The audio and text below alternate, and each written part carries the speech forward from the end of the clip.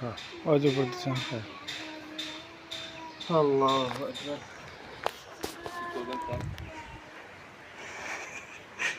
আসসালামু আলাইকুম। সাতবাড়িয়া কবির ভাই আমাদের আদা চাষি, একজন ভালো উদ্যোক্তা। আদা চাষ এবং বস্তা আদা চাষ কার্যক্রম চলমান প্রক্রিয়া চলতেছে। আদা লাগিয়ে শেষ দিন। আজকে আদা লাগানো শেষের দিন।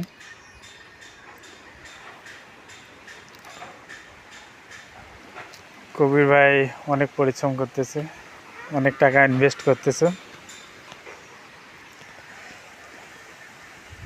প্রায় 7,000 বস্তা আদা চাষ উদ্যোক্তা গ্রহণ করতেছে।